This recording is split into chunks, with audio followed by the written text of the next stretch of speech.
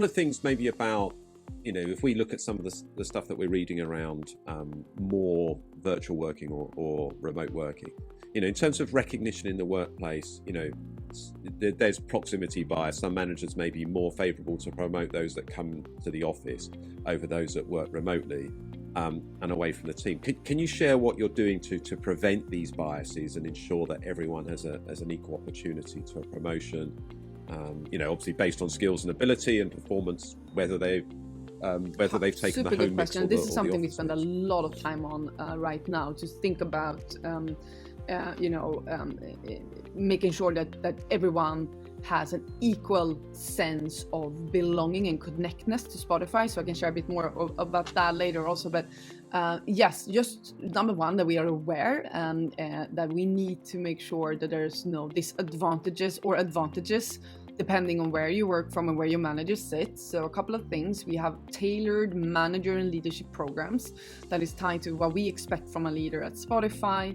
And we had that already before the Work From Anywhere launch, but obviously now we've added quite a lot of new content to that, because now our leaders, all of them leads in a distributed environment. So training the managers and leaders on how to lead a team. How we are spending a lot of time on how to ensure that we create a sense of belonging regardless of where you work from.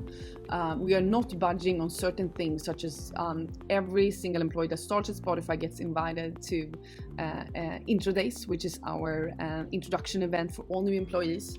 And now, when the pandemic hopefully is going away, don't quote me on this, we are bringing them back to welcome them to the Stockholm office for 3 days, where they get to listen to our executive team, our leadership team, to learn about Spotify, our cultural values, really get that injection into who we are.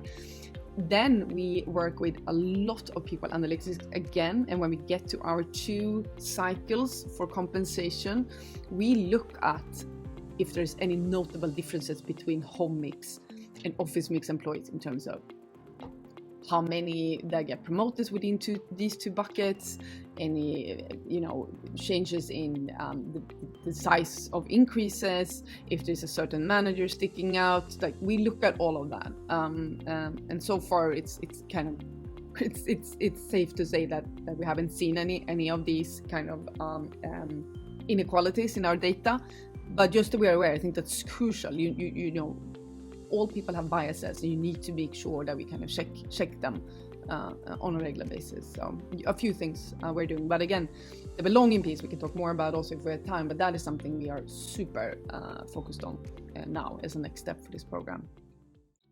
In this series, we will be speaking to a range of senior leaders who are pushing a data-driven and digital HR agenda.